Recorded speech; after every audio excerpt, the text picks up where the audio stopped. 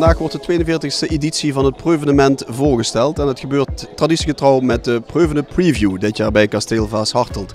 En tijdens die presentatie komen toch wel enkele flinke veranderingen aan bod.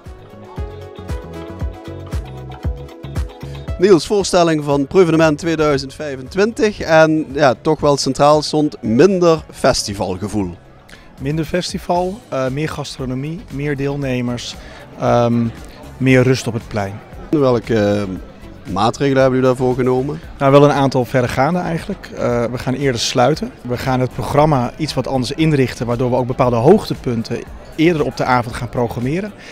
En we gaan het podium verplaatsen. En dat gaat resulteren hopelijk in meer ruimte voor het podium. En aan de andere kant, door het podium te verplaatsen, hebben we ook meer plek voor deelnemers. En doordat we meer deelnemers hebben, hebben we dus ook meer gastronomisch aanbod.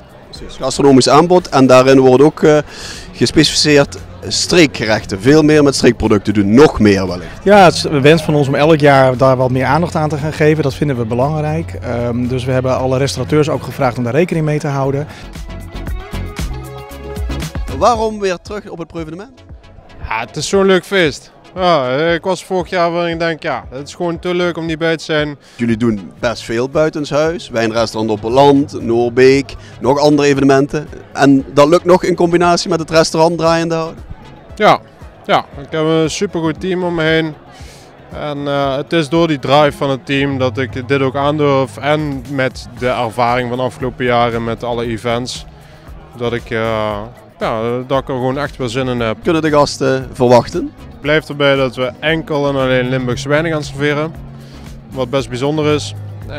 En daarnaast proberen we met zoveel mogelijk Limburgse producten te gaan werken. Zowel fine dining hapjes als, ik weet niet of ik dat mag zeggen van de chef, maar een Limburgse zuurvleeskroket. Wederom erbij en leuk, ook enthousiast, we hebben er zin in. We staan er dit jaar voor de 25e keer, dus een unicum denk ik. Dingen dan anders doen de 25e keer of het concept staat eigenlijk de laatste jaren wel? Nee, het concept staat. Wat wij doen is hetzelfde als we bij Tout à Fait doen. Gewoon lekker koken voor onze mensen, voor onze gasten er zijn. En we vooral ook genieten, want het is gewoon heel leuk.